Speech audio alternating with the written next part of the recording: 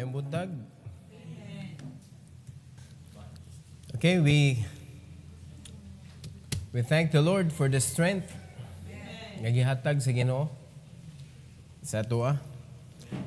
Unya magpasalamat ta sa Ginoo sa iyang guidance. Without the word of God, mga igsoon, masaag yun ta ani kalibutana kay daghan kay seems right. Seemeth right unto a man. So, atong ipadayon sa pagampo, mga igsoon, ng atong kaugalingon nga di gyud ta mo separate sa pulong sa Ginoo. Going away from the Word of God, from His guidance. Mura gyud nato ning pakunis-kunis sa yawa atong kinabuhi. Alright, so this morning, sa di pa ta mohatod sa atong pagampo sa Ginoo,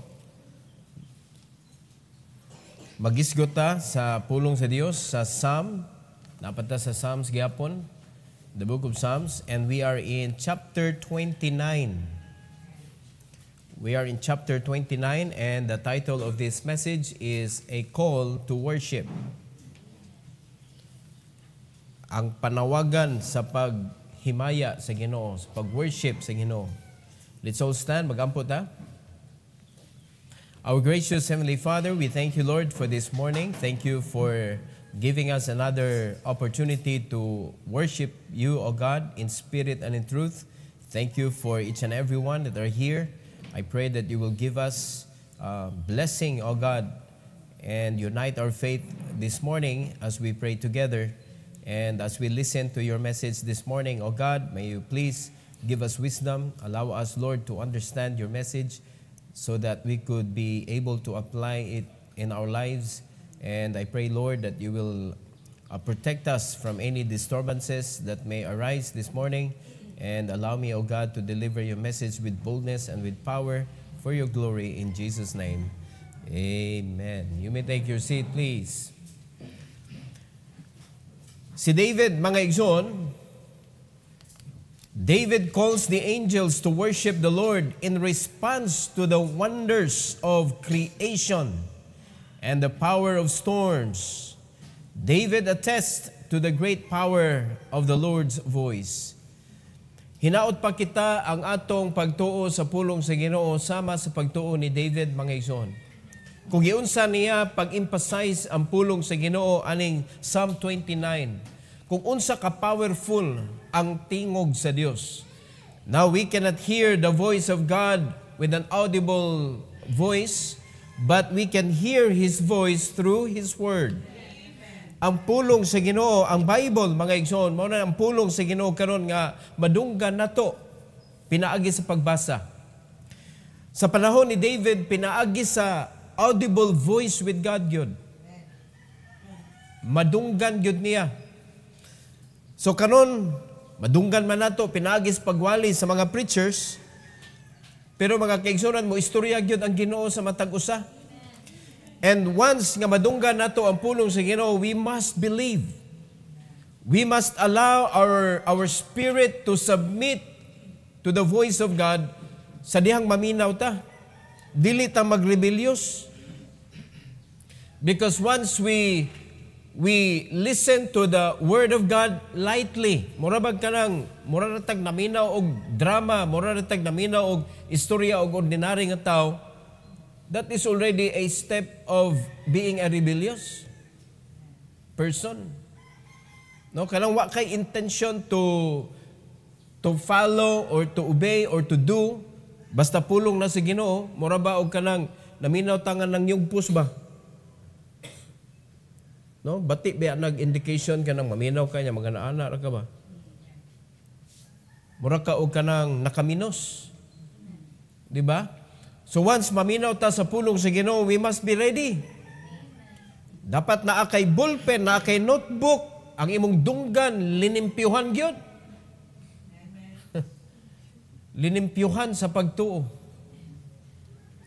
Di ba? Walay nakababag diha ba nga strainer. Nga murabag imo usang strain ang pulong kung asay tuhuan nimo asay dili. Basta Bible tuhuan gyud nato mga kaigsunan. There are three things that we are going to discuss about this chapter, mga kaigsunan. And let's begin with, sa number 1, the veneration of the Lord. The veneration of the Lord.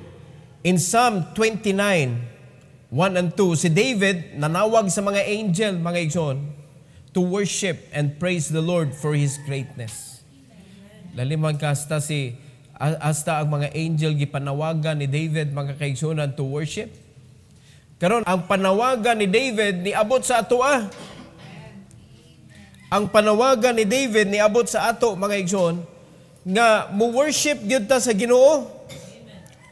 Look at in verse number 1 to verse number 2. The Bible says, "Give unto the Lord, O ye mighty, give unto the Lord glory and strength." In verse number 2, "Give unto the Lord the glory due unto His name. Worship the Lord in the beauty of holiness." Ingon ana, dapat ang atong pag-worship sa Ginoo. Are you listening? So the way nga gitan-aw ni David ang Ginoo, mga kaigsunan, mura wala na gimulabaw sa Ginoo eh. Wala na gimulabaw sa Ginoo yun. Bisag unsaon pa, bisag asa palingi si David, wa naging makalabaw sa akong Ginoo. So dapat sa paglakaw-lakaw na to aning kalibutan na ba? Bisag unsa pa na siya kanindot, bisag unsa pa na siya kangilngig, di jud kakalabaw sa akong Ginoo. Dapat ingon ana ang atong pagregard sa pulong sa Ginoo o sa presensya sa Ginoo sa atong kinabuhi. So sa dihang ang Ginoo na siya panawagan sa ato mga igsoon that we need to be in church, we need to be in His Word. Mo na nga kada adlaw gyud meditate. Mo na sa makita nato sa Psalm chapter 1, mga kaigsunan, ang meditation ni David day and night. Meditating the Word of God day and night. Nganong day and night man? Because it is a food. Ang puno sa Ginoo is our food for the soul.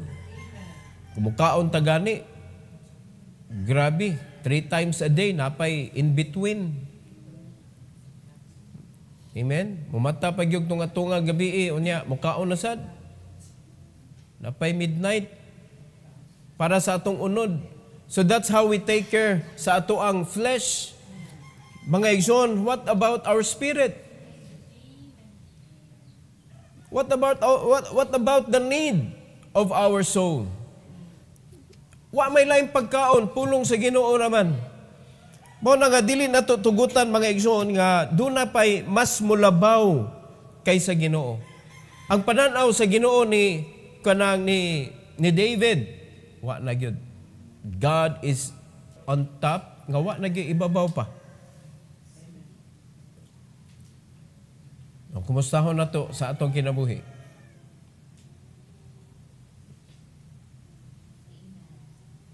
Kapila na sapawan ang Ginoo sa atong kinabuhi. Kapila na padaplin ang Ginoo because naa kay giuna.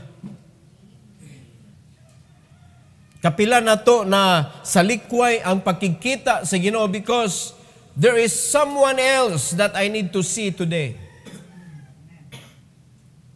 Na ako'y kamiting nga importante kaayo sa akong kinabuhi. Sa ito pa, mas importante pa kaysa Ginoo. Kaya naman kay schedule sa Ginoo. Muna usa nga dapat na ito i-conquer sa atong kinabuhi, mga kaigsunan, nga pag ang Ginoo na mo'y naadiha, dapat willing ka nga mo give up aning bisag unsa pa anang kalibutan na, mga igsoon, because there is no one else nga mulabaw pa sa Ginoo, sa atong kinabuhi. Wala na ilain. That's the way how David looked at the Lord. So, ari na to ipangutana sa itong kagalingon, ato naman yung panahon ron. Nakita na nato sa kang David. O karon atong tanawon sa atong kagalingon, mga kaigsunan, the same ba ang atong pag-worship sa Ginoo sa pag-worship ni David? According to verse number 2, give unto the Lord the glory due unto His name. So kung atong pangutanan natong kaugalingon, unsa may muangay para sa Ginoo. Unsa man nga paghimaya ang atong dapat buhaton para sa Ginoo. O karong panahon na gipasayon sa Ginoo pagyud, panahon sa church age. Kay grasya man ang gipangayo sa Ginoo para ma-honor siya. Bunga, kalag. Nga mo dawat sa Ebanghelyo, kalag nga mo pabilin sa iyang lawas. Kalag nga mo worship sa Ginoo in spirit and in truth. Mao ba nay atong gipangdala sa tiilan sa Ginoo o para naalang gyud tay mada?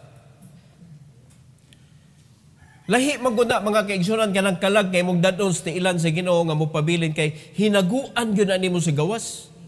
Inampuan gyud na nimo, gitugyan gyud na nimo sa Ginoo. Unya imo yung kanabitong gi-involve siya sa Ginoo. Kaysa kana lang para lang naakay kuan, naakay madaba nga wa gyud kay effort nga gibuhat sa gawas. Dili na mo'y makapahimaya sa Ginoo. Ang makapahimaya sa Ginoo kanang gituman gyud nimo siya ba? Because that is how David looked at the Lord. Muna ang iyang veneration of the Lord, mga kaigsunan, the highest regard. Wala na ikuan pa, wala na mulabaw pa sa Ginoo. So dapat mo na ato ang naas kasing-kasing pod. When it comes to the Lord, no one else could replace His time, His part in my life. Why makalabaw gyud? Muna kung naa magani mulangkat sa imuhang kanang dedication sa Ginoo, mulangkat sa imuhang panahon para sa Ginoo, sagwilik yun na mga igsoon. Be willing to let go and to drop anything that will hinder you sa imuhang panahon para sa Ginoo. Sa kinsa pa na sila. Okay, pangutana, kaya ba nimo? Kaya ba nimo? According to the Bible, sa New Testament, biya na naisgutan. Willing ka mo let go sa imong family? Para sa Ginoo? Di man sangit ang mga Kristohanon. Di ka pwede mahimong disciple sa Ginoo kung ang imong family mulabaw pa sa Ginoo. No? Ako dugay kay kuana nakasabot ngano man ni ang Ginoo nga iya mang ipahate. Mother, father, brother, sister, wife, son, even yourself. Ngano iya may ipahate nga love man ni ang Ginoo. Hangtod na sabtan ako nga dapat di sila mulabaw. Kay mo man na ang mga kuan gyud kana mga kanang front line sa atong kinabuhi mga pwedeng mulabaw sa Ginoo. Labi na ang self. Are you listening? Labi na ang self. O karon mo na nga bisag usa tong pugos, Lord, gamita ko Lord ang Ginoo maingyo di lagi. Kay dili ako'y una sa imong kinabuhi. Muna si David bisag nagka-mistake siya sa iyang kinabuhi. Si David is a man after God's own heart gyapon.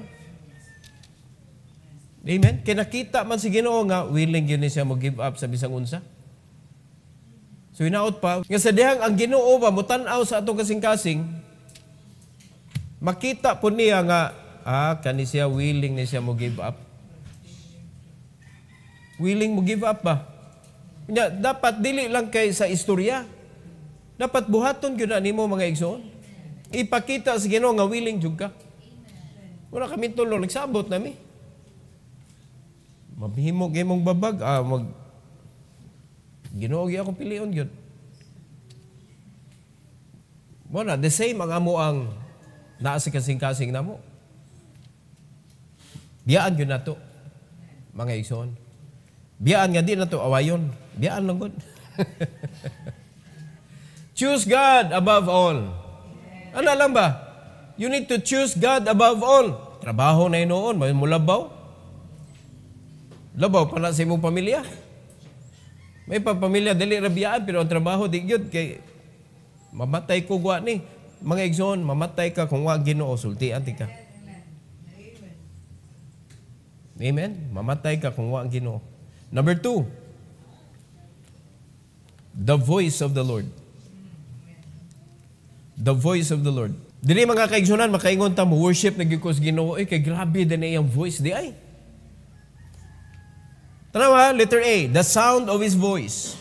Look at verse number 3 sa Psalm 29, verse number 3. Tanawa, unsa ka powerful ang tingog sa Ginoo. The voice of the Lord is upon the waters. The God of glory thundereth. The Lord is upon many waters. Kung imong tan-awon mga kaigsunan, the strength of the water. Karon sa Davao mga igsoon, murag gilamoy ang part sa Davao sa tubig. Grabe ang daan sa Davao mga kaigsunan, naay gilangkat yun nga. Tibuok daan yun ba? Nahimo lang sapa. Di mo mabasta-basta mga igsoon. Now, according sa verse number 3, the voice of the Lord is upon the waters. The God of glory thundereth. The Lord is upon many waters. He can control the water. Daan na diha, mapakita sa Ginoo mga kaigsunan, ang iyang voice sama sa tubig. Dapay, the strength of His voice. Kato, the sound pa lang to ha.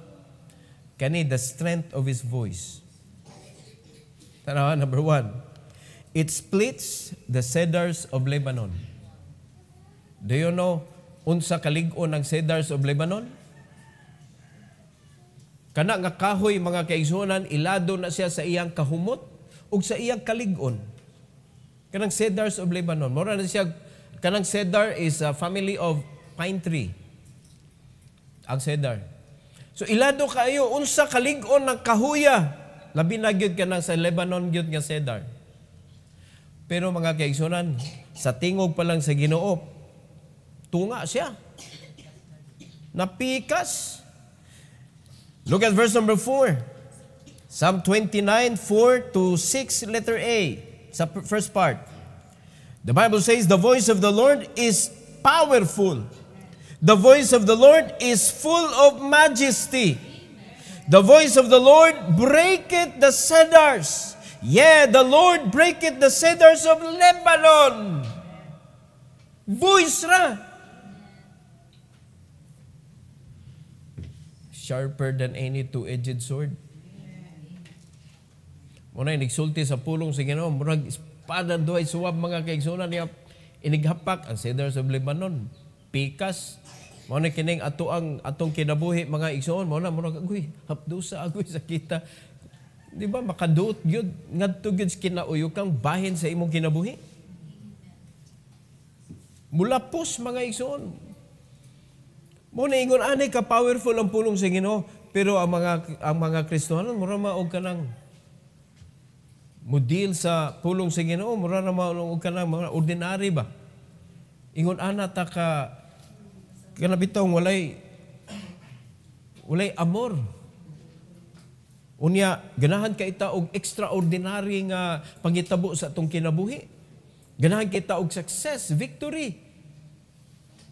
Pero the way we handle the Word of God, mga igsoon, murag, way kadaugan ang pulong sa Ginoo sa imong kinabuhi.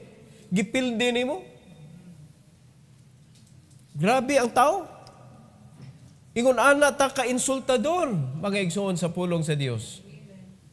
Si David ang iyang pagtan-aw sa pulong sa Ginoo, grabe. Kung musultin ang Ginoo, mura ba og kanang iya jud nga gihuwat o gi-excited kay siya nga makadungog, pero kita, ato rang lingiwan, tulog-tulugan ang pulong sa Ginoo. Imong tanawon, ikaw ba? Sa dihang naa ka sa presensya sa Dios, kapilan nimo siya tulog-tulugi.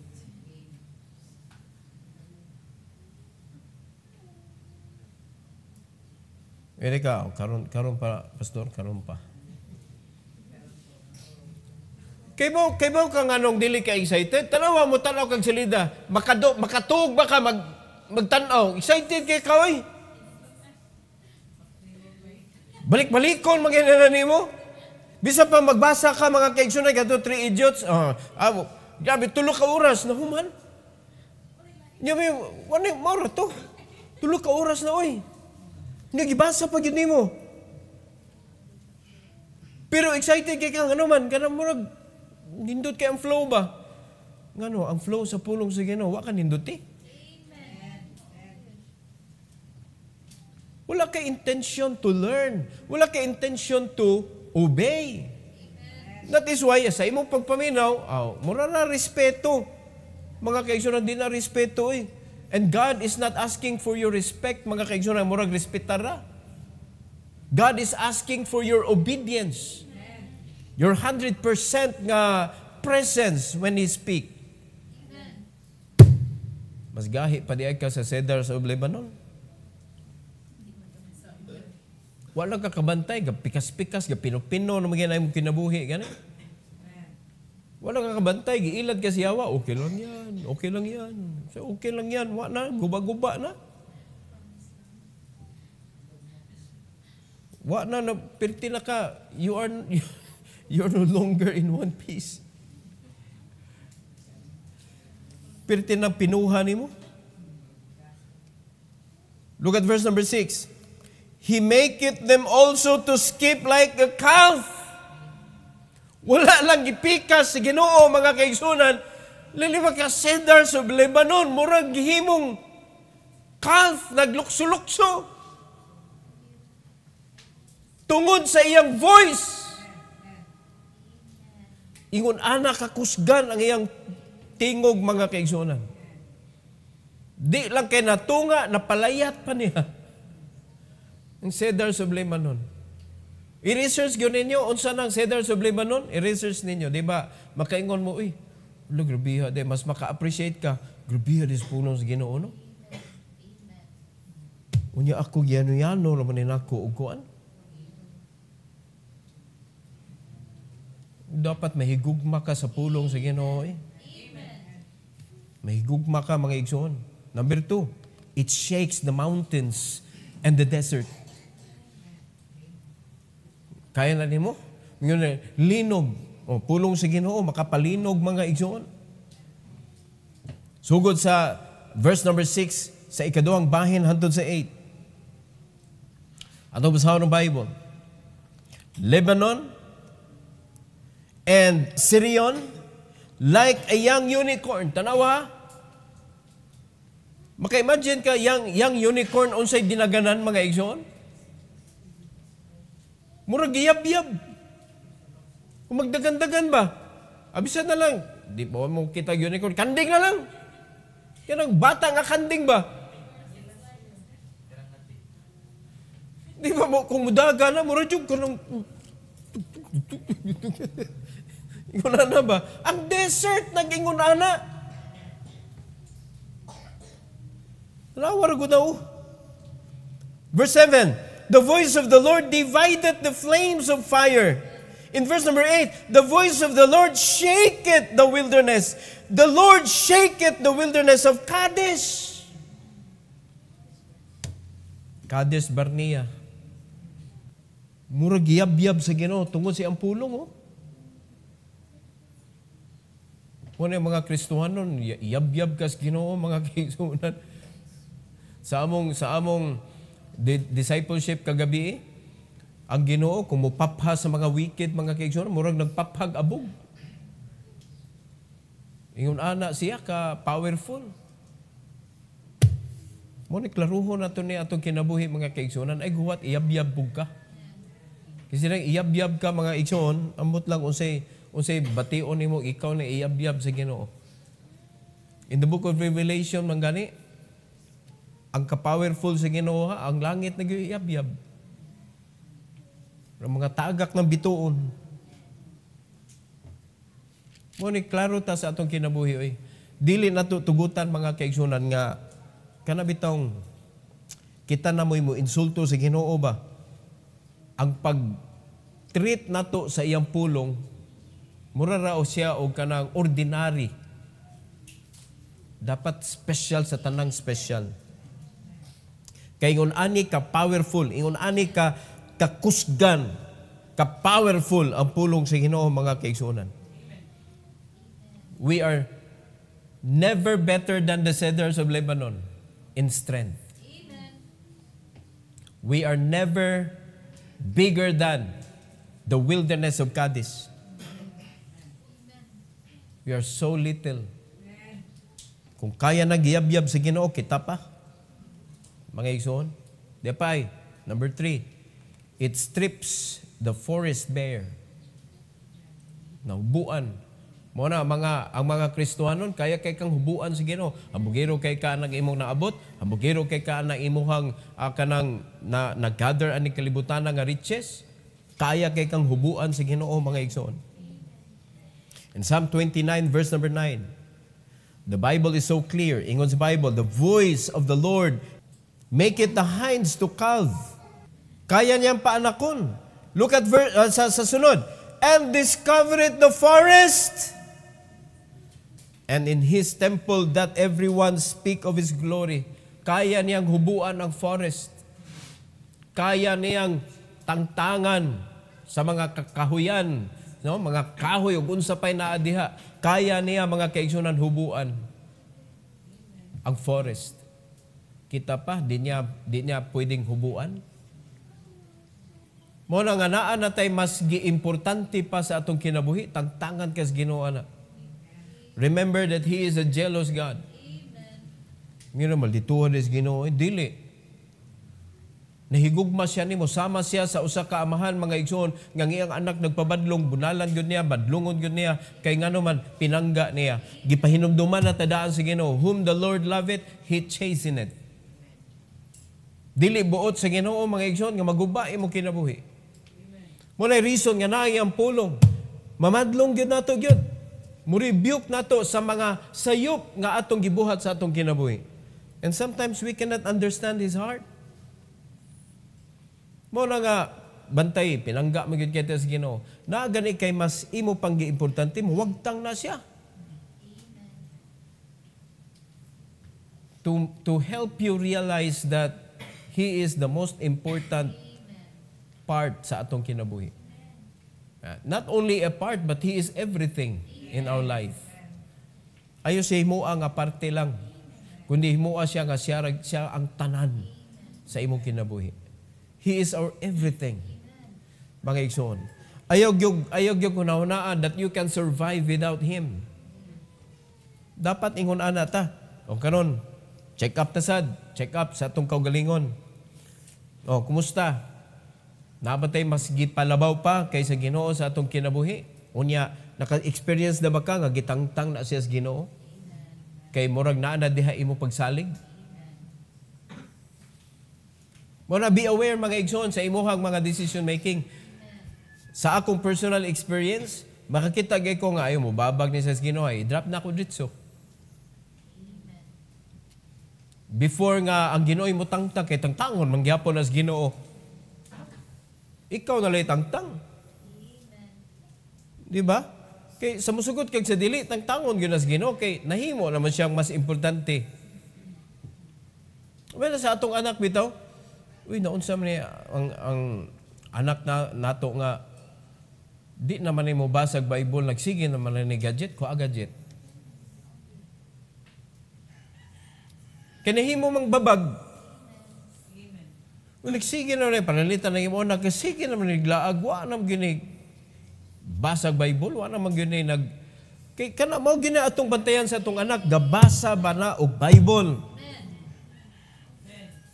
Kay kung wa na nagbasa imo ng Bible, ay na nagpatubo ah.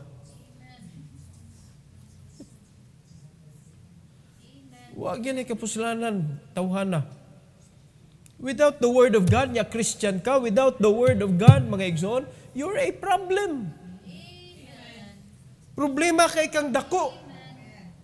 Muna kani sa simbahan, kay ba mo kinsay mahimo problema? Kanang daw nagbasa kintahay, pero wa di ay. Muna dako kay problema. Muna bag naa, pero wa di ay.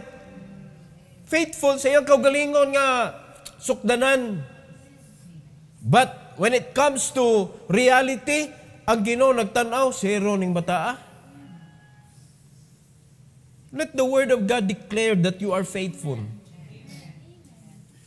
Diba? It is God who is our counselor, and He is the one who is teaching us and molding us into a person that really knows what to do and how to do it. Without the guidance of the Lord, Igsoon, we do mistakes upon mistakes. Puro sayop, good. Mga ganyan, simit right, ragid tataman. Di yun tama right. Unya kibaw, nabiyata, asa na padung ang simit right. Muna'y pinakapait, mga igsoon, kaya nagtuo ka, sakto ka. Pero di ito, pirtinang sayo pa. Muna, pag abot sa unahan, kay wa man jud ka kabantay nga sayop di ay, kay simit right, good. Mahibawaan ani mong simit right, pag abot na dito sa tumoy nga nabangga na ka. Guba na ba? Na-damage na. Di pa makarealize nga, sayo pa gini, sakto gini, itong tudlo ni pastor. Nanay damage. Yeah, sumusugot kay sa dili, mga kaigsunan, ang pag-repair is very costly. It takes a lot of time, effort, and guts. And sometimes, di mo kayahon. Muna, daghan kaayo nga, wa na kabalik, wa na maka-recover. Daghan kaayo, wala na naka-recover yun. Maybe na it's good to start sa taong bag-o, bitaw nga, bago pa nakadungog sa pulong sa Ginoo. Kaysa katong mga Kristohanon, kapila na nagbalik-balik. Kapila na, okay man na mag-backslide ka. Ako ni backslide ko one time ra gyud. One time ra gyud ko na backslide. Pagkatilaw nako sa kinabuhi sa kanang backsliding, kawa gyud lami. Pero ang pag-backslide pag nako, di pa gyud totally nga nawa ko. Pero backsliding na to, kaya nga naman, musimba lagi, pero walay lami ang pagsimba ba? Pero para nako, backsliding na to, wag yung lami, oy. Mo na pagbalik nako, mga igsoon, nga akong gihatag na sa akong kinabuhi sa Ginoo fully, wa na dyan ko ni backslide, oy. Nga naman, wa may lami. May pangbata, makatilaw og pait, di na yun mukaon. Di ba ka nang lutason ang bata? Di na yun mo, tutoy sa bibiron kay hang, pait. Di ba? Ang mga arang-arang ang mga ginikanan, pait mo ibutang, pero nga ng mga silig yun. Di na natamo ko, unsa na nga klase nga tao? Silihan. Di ba? Dali pa man na mailad ang bata. So, ilaron, magtanaw sa bibiron, magkahinumdom sila, hang kayo, o pait kayo. Iyon na. May pambata kay muhinumdom pa. Pero kita nakatilaw ta mga kaigsunan sa bunal sa Ginoo, di mo mutagam. Di kita kamo. Ano balik-balikon man, daghang kay mga Kristohanon, balik-balik, unya mo ra ba, og kanang, i-try gyapon ng Ginoo, ayaw nag-try. Kay klaro man kaayo nga powerful gyud ang pulong sa Ginoo gyud. Sakit kayo mga kaigsunan kung malatusan na ta. Ayaw huwat hubuan ka. Ayaw huwat mga kaigsunan nga tungaon ka. Ayaw huwat uyugon ka. Tumana na. Ang pulong sa Ginoo tumana mga igsoon. Ayaw dudahi. Because this is the sweetest word and the sweetest command of God. It makes us rich and, joyful. Ingon ana ang pulong sa Ginoo intended for us to become joyful. Now let's go to number 3. The victory of the Lord. The victory of the Lord. Una, the Lord reigns over the flood waters. In verse number 10, Ingon's Bible, mga kaigsunan, the Lord sitteth upon the flood, yea, the Lord sitteth King forever. Mao na nga, ang mga tao makapangutana, Lord, ganong imo man minggibaha? Wa ka kapangutana, unsa na imong kinabuhi? Unsa ka wicked ang kalibutan? Wa may lain makakontrol mga kaigsunan sa water kundi ang Ginoo. Ngano nang gawas man na? Ngano nanaghan man na? Because of the mistakes of people. Abangutan ng taga-DNR. Unsa may issue kayo sa Davao? Illegal logging. Muna ang ilang gibuhat dito, logging illegal.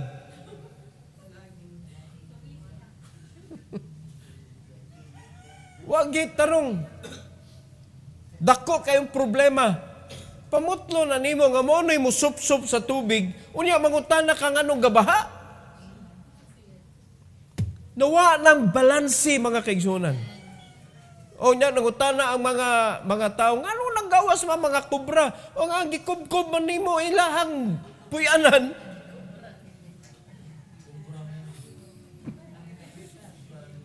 Inyo man gikoy-koy man ninyo tukuran ninyo building. Di asa man sila, wala naman may balay. Ang mga tao bitaw mawala nagbalay naman sa street. Ang bitin na noon, dili na tugutan. Ang bitin makitaan, bunal-bunalan. Mo na ang bitin makauna, mamaak pod. Si makauna lang.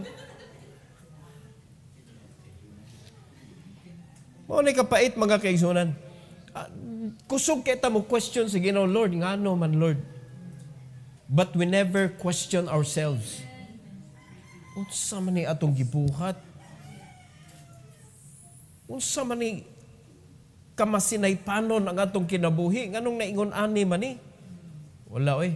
Tanawa individually mga igsoon. Kung usa ka tawo makaagi og problema nga grabe kay siyang kinabuhi, Ginoo may pangutan-on.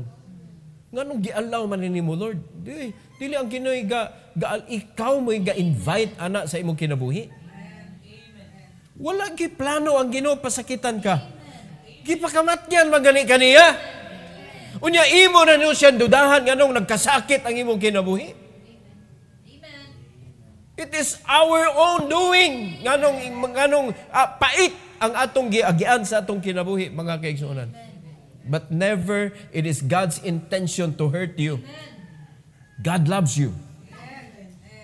He gave His only Son, and the Lord Jesus Christ gave up His life for our sins. Unya, siya pagipasanginlan nato, mga igsoon. Mao nagunsay may tabo sa atong kinabuhi, mga igsoon. Kita gyud nakaingon ana gyud. Kung bati man na siya. Kung bati, Ginoo pasanginlan. Kung nindot ang kulon, mga kaigsunan. Tara, unsa ko ka maayo. Murabag ang Ginoo, wala nagimahimo maayo ba? Basta bati, siya mo'y question nun. Kung nindot, imong i-claim nga ikaw mo'y nakaingon. Unsa ta kaway puangod, mga igsoon? Letter B. The Lord gives His people strength and peace. Mao na ang atong Ginoo. Yes, He will chastise those who are disobedient and rebellious. Pero mga igsoon, ang tinuod nga intention sa Ginoo ngano nga iyang bunalan ang mga gahig-o para makaamgo.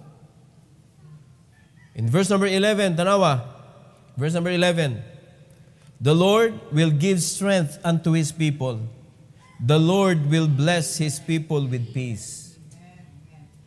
Mao nay gusto sa Ginoo nga kinabuhi nga gi-prepare niya for us, mga igsoon. And that is the reason why gitagaan ta niya sa iyang pulong. To guide us para kaning kalibutan na mga igsoon nga napuno sa problema, napuno sa kanang temptation o kanang makaguba sa atong kinabuhi, we are strong because of His Word. Unya, bisag unsa pa kagubot sa kalibutan, naata sa tunga, peaceful. Kaya kung Ginoo atong kuyugan, there is always peace in the midst of the storm. Kung ang Ginoo atong kuyugan ba, pero dudahan nato siya, mga igsoon sa atong kinabuhi, mapalit gyud tas bagyo. Ayaw jud dudahi ang Ginoo gyud. His Word is what we need.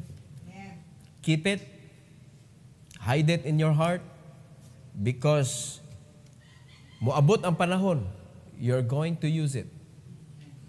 Mao gini atong need yun. Di ba? According to the Bible, that the Word of God is more precious than rubies, gold, any riches of this world. All riches gyud ang giingon sa Bible sa Book of Psalms 119. Mas precious pa siya sa tanang riches aning kalibutan. Pero ulaw kaayo ba nga ang gikukod sa tao ang earthly treasure gisalikway ang pulong sa Ginoo. Dili mo simbag Domingo kay tuwa giatiman ang kinabuhi. Ayaw mo ano eh. Ayaw ninyo insultuha ang Ginoo nga nag-iya nimo. Siya ra mo'y nakahibaw unsay maayo para nato. Trust Him. Entrust yourself to the Lord. Amen? And never doubt His way. Because His ways are perfect. The testimony of the Lord is perfect, converting the soul and making wise the simple. Naliman ka na. Wa mo gyud tay kaalam aning pulong sa Ginoo, but He can make us wise. Unya naliman ka na, we will be smarter, wiser than all our teachers. If you have the Bible, mas bright pa ka, mas maalamon pa ka kaysa imong maestrog maestra. Pulong sa Ginoo ra gyud. The voice of the Lord.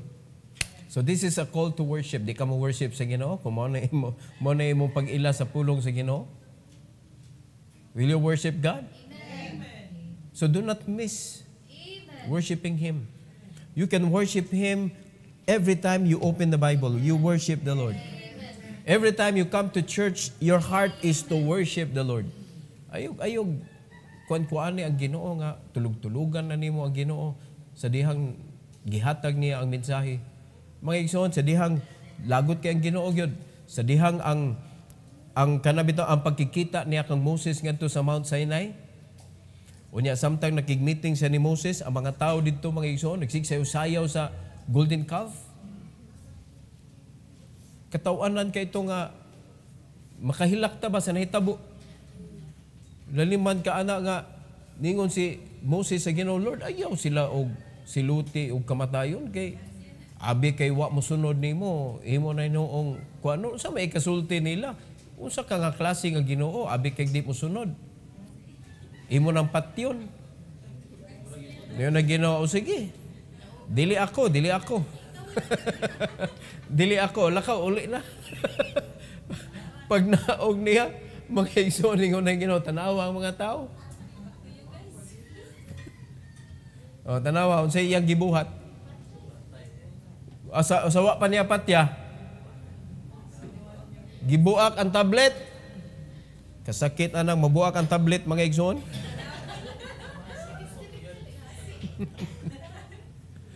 Gibuak ang tablet.